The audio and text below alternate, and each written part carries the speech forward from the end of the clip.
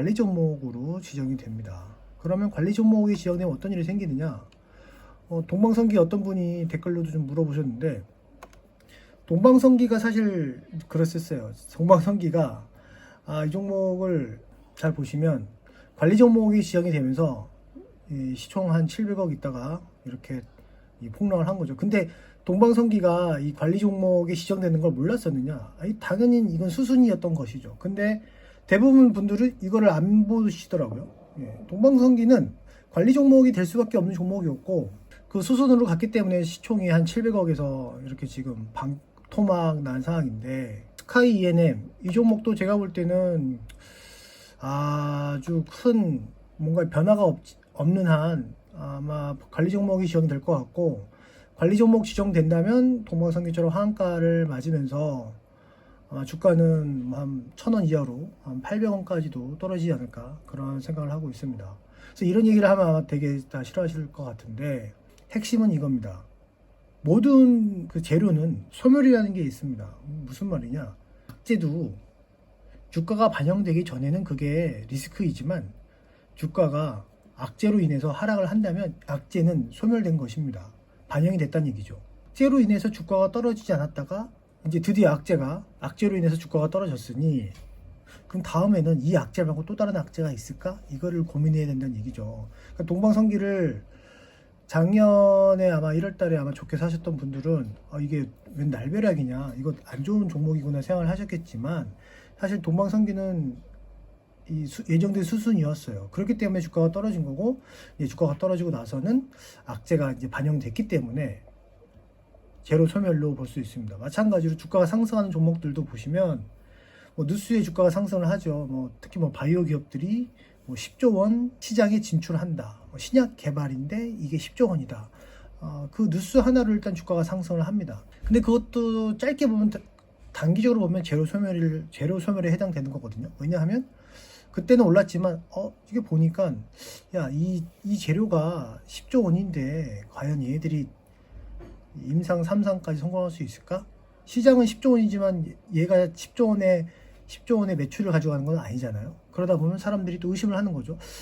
생각해보니까 좀 과했던 것 같은데 라면서 주가가 또 조정받습니다. 그래서 이제 뉴스 보고 따라 들어가는 분들은 거의 다 물릴 수밖에 없는 거죠. 악재도 마찬가지예요. 처음에 악재가 나왔는데 생각해봤더니 이 악재는 해소될 수 있을 것 같은데 라고 생각이 들면 주가는 다시 올라갑니다. 그래서 동방성기는 일단은 갑자기 왜 동방성기로 넘어가는지 모르겠지만, 일단 1분기는 실적이 여전히 적자이기 때문에 2분기를 지켜봐야 됩니다. 2분기에 흑자로 턴어라운드를 한다 그러면 이 종목은 이제 리스크를 완전 해소한 건데, 제가 왜 동방성기 같은 잡주에다가 얘기를 하느냐 하면, 이 종목이 그나마 나은 점은, 다른 잡주보다 나은 점은, 이 종목은 조선업에 지금 들어가 있고, 조선업은 2분기부터 턴어라운드 할 수 있는 가능성이 높다. 그게 핵심인 것이죠. 어쨌든 간에 잡주를 여러분들이 보실 때는 항상 이 재물을 꼼꼼히 살펴보셔야 되고, 이게 주가에 반영되어 있느냐, 이 리스크가 지금 주가에 반영되어 있느냐 안 되어 있느냐를 확인을 해야 됩니다. 반영되어 있다면 그때부터는 이제 주가는 다시 상승할 수 있는 거고요. 반영이 안 되어 있다면 주가는 더 하락할 수 있습니다. 스카이 E&M 같은 경우에는 싸이월드도 얘기하는데, 싸이월드는 사실 그 투자 금액이 얼마 안 돼요. 한 5억인가요? 4개 회사가 10억을 투자했는데, 싸이월드 Z라는 회사에. 그러면 스카이 E&M의 지분율은 얼추 잡아도 한 3, 4억인데, 아니 3, 4억 투자한 회사로 얼마나 이득을 내겠어요. 이게 한 300억 투자한 것도 아니고. 그러니까 싸이월드는 하나의 모멘텀이었을 뿐이고, 싸이월드를 이용한 뭔가 좀 회사가 살아나고 그로 인한 모멘텀까지 나왔을 때 주가가 상승하는 게 좋은 그림인데, 일단 지금 회사에 존폐여부가 지금 걸려 있다. 그래서 제가 볼 때는 그러면 주가가 왜 갑자기 5월 17일 안 떨어지고 어제 떨어졌느냐? 물론 어제 엊그제 싸이월드를 7월로 늦춘다는 게 하나의 이제 트리거가 있을 것도 같은데, 먼저 제가 볼 땐 이런 것 같아요. 이 종목은 이제 5월 17일 날, 사실 저는 5월 17일 날 그 공시 떴을 때 이거 좋댔네, 이거 한가 가는 거 아니야? 저는 5월 18일 날 좀 크게 떨어질 것으로 봤는데 오히려 주가는 좀 잘 지키더라고요. 왜냐하면 싸이월드가 조만간 5월 그때 한 25일 날 5월 25일 아마 그때 당시에 뉴스로는 5월 25일 날 오픈한다고 했던 것 같은데 아마 그런 모멘텀들이 있었던 것 같습니다. 그래서 그런 재무적인 리스크에도 불구하고 많은 투자자분들이 아마 싸이월드 오픈하면 바로 시초가에 주가가 상승을 할 테니까 그때 시초가에 던져야지 아마 많은 그런 생각을 했을 것 같아요. 근데 이 싸이월드도 7월로 연기되고 이 분기 보고서도 보아하니